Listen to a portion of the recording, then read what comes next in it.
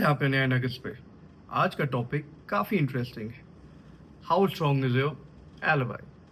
Imagine करिए, police आपको murder के केस में पकड़ लेती है और आप कहते हो, सर मैं तो वहाँ था ही नहीं, उस समय मैं तो 200 किलोमीटर दूर था। ये है एलिबाई डिफेंस। लेकिन कोर्ट में ये कितना स्ट्रॉन्ग है, कब जज इसे एक्सेप्ट करता है और कब रिजेक्ट, जिससे आप फंस सकते हो। आज हम रियल सुप्रीम कोर्ट केसेस को एक्सटेंसिवली ब्रेक डाउन करेंगे, सक्सेस वाले और फेलियर वाले दोनों। भारतीय साक्ष्य अधिनियम अंडर सेक्शन 11 के अंदर जो पहले इंडियन एविडेंस एक्ट था, एलिबाई एक रूल ऑफ एविडेंस है। ये कोई एक्सेप्शन नहीं जैसे प्राइवेट डिफेंस, बल्कि ये रेलेवेंट फैक्ट्स को प्रूफ करता है जो क्राइम के फैक्ट से इनकंसिस्टेंट हो। बर्डन ऑफ प्रूफ अक्यूज पे होता है। आपको एलिबाई को क्लियर, कन्विंसिंग और मेजॉरिटी ऑफ प्रोबेबिलिटीज पे प्रूफ करना पड़ता है, सिर्फ बोलने से नहीं चलेगा। चलिए केसेस की तरफ बढ़ते हैं। सबसे पहला केस, जयंती भाई बेनकर भाई वर्सेस स्टेट ऑफ गुजरात 2002। ये एक मर्डर केस था। एक गांव में लल्लू भाई को असॉल्ट करके मार दिया गया था, तकरीबन 8:30 बजे रात में। जयंती भाई अक्यूज थे, लेकिन उसने एलिबाई दिया कि वो उस टाइम में गांधीनगर में थे, जो क्राइम सीन से काफी दूर था। अब उसने क्या क्या एविडेंसेस दिए, उसने विटनेसेस एग्जाम किए, डॉक्यूमेंट्स प्रोड्यूस किए जो प्रूव करते थे कि वो सुबह से लेकर शाम तक गांधीनगर में ही थे।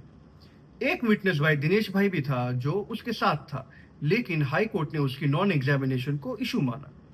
लेकिन सुप्रीम कोर्ट ने डीपली एनालाइज किया। सुप्रीम कोर्ट ने यह कहा कि डिस्टेंस इतना था और टाइम इतना टाइट था कि जयंती भाई फिजिकली क्राइम सीन पे पहुंच ही नहीं सकता था।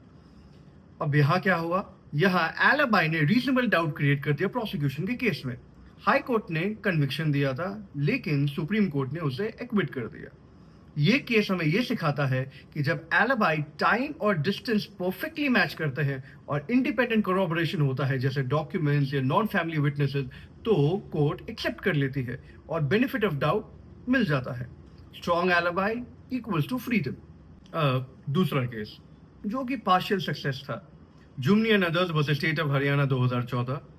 ये एक फैमिली मर्डर केस था जहां आशा देवी को उसके इन लॉज ने मारा था। कुछ अक्यूजेस ने एलिबाई भी दिए थे, जैसे पर्टिकुलरली प्रेमनाथ और राजबाला ने ये प्रूफ किया कि मर्डर के टाइम वो एचएमटी फैक्ट्री पिंजोरी में ड्यूटी पे थे।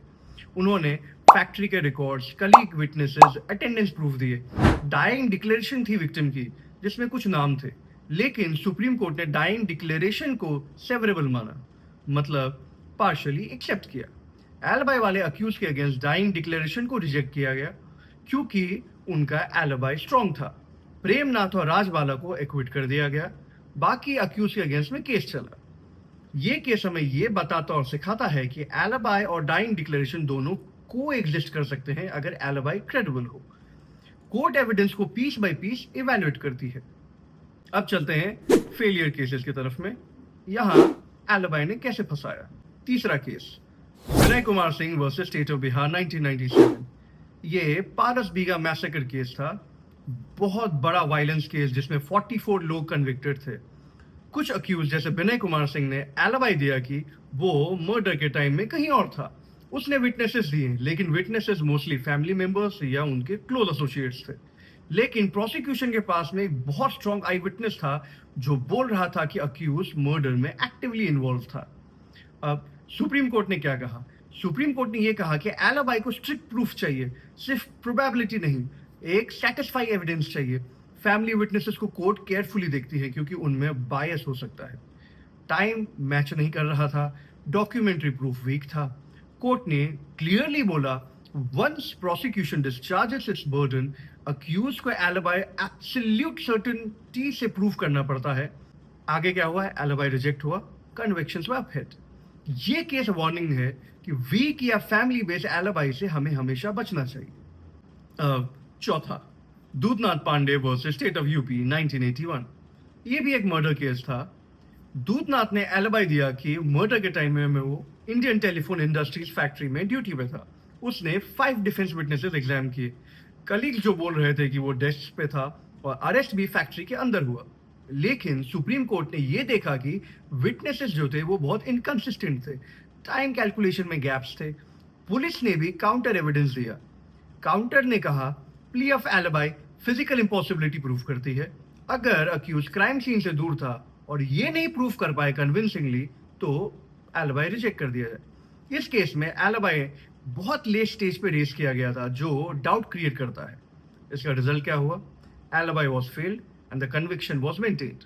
ये केस हमें यह सिखाता है कि एलिबाई जल्दी इन्वेस्टिगेशन स्टेज पे ही रेस करना चाहिए, जैसे documentary proof through attendance register, CCTV tickets, call logs strong होने चाहिए।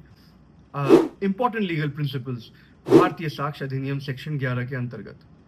सबसे पहला, एलिबाई रेलेवेंट है क्योंकि ये फैक्ट एंड इशू से इनकंसिस्टेंट है। दूसरा, बर्डन अक्यूज पे है लेकिन बियॉन्ड रीजनेबल डाउट नहीं, प्रोबेबिलिटीज पे। तीसरा, प्रोसिक्यूशन को रिब्यूट करने का चांस मिलता है। चौथा, अगर एलिबाई फेल हो जाए तो जज को लगता है अक्यूज कुछ छुपा रहा था, जो ओवरऑल केस को वीक करता है। अब कुछ रियल लाइफ प्रैक्टिकल टिप्स। सबसे पहला, एलिबाई तुरंत पुलिस को बताइए, रिटन स्टेटमेंट्स दीजिए। दूसरा, प्रूफ्स कलेक्ट करिए, जैसे phone location data, brand transaction, office register, bus train के टिकट्स, सीसीटीवी, इंडिपेंडेंट विटनेसेस। तीसरा, फेक एलिबाई कभी मत बनाइए, ना बनिए। पकड़े गए तो क्रेडिबिलिटी कंप्लीटली जीरो हो सकती है। चौथा, लॉयर के साथ स्टेटमेंट दीजिए। पांचवा, टाइम और डिस्टेंस का स्ट्रॉन्ग कैलकुलेशन होना चाहिए। एलिबाई सबसे बेस्ट भी हो सकता है और सबसे डेंजरस भी। जैसे जजेस कहते हैं, ये एक दो धारी तलवार है। सब्सक्राइब कर लीजिए, बेल आइकन दबा दीजिए। स्मार्ट रहिए, राइट्स जानते रहिए।